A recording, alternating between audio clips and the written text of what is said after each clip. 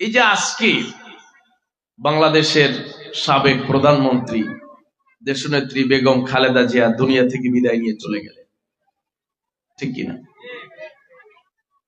এই ধারাবাহিকতায় আমাদের সবাইকে এই দুনিয়া থেকে বিদায় নিতে হবে, কথা বলুন ঠিক কিনা?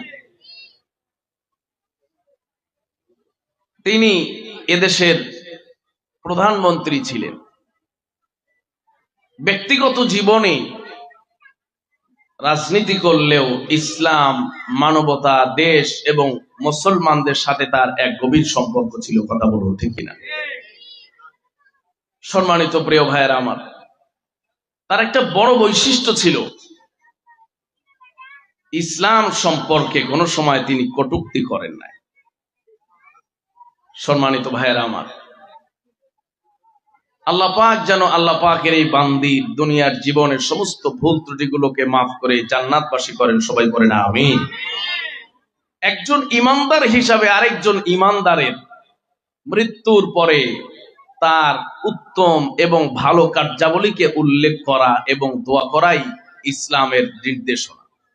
নবীজি বলেছেন, উযকুরু মাহাসিনা মাউতাকুম, তোমরা তোমাদের মৃত ব্যক্তিদের ভালো কথাগুলো, ভালো গুণগুলো আলোচনা করো।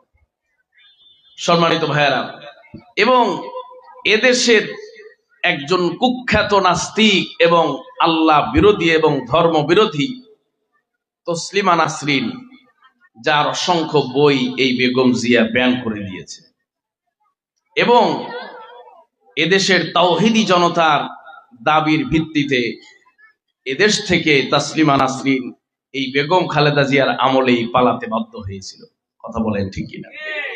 এ ব্যাপারে তার অবদান আছে। আল্লাহ পাক যেন কমপক্ষে এই নাস্তিক বিতাড়িত করার ব্যাপারে তার যে ভূমিকা, এটাকে কবুল করে তাকে মাফ করে দেন, সবাই বলেন আমিন। আমাদের যাদের আপনজন দুনিয়া ছেড়ে বিদায় নিয়েছে, আল্লাহ পাক যেন তাদেরকেও মাফ করে জান্নাতবাসী করেন, সবাই বলেন আমিন। সম্মানিত ভাইয়েরা, এই জন্য হায়াত কখন আমার শেষ হয়ে যাবে আমি বলতে পারি না। কোটি কোটি টাকা ব্যয় করেও 1 মিনিট আমাকে আর আপনাকে দুনিয়াতে কেউ রাখতে পারবে না, কথা বলুন ঠিক কিনা?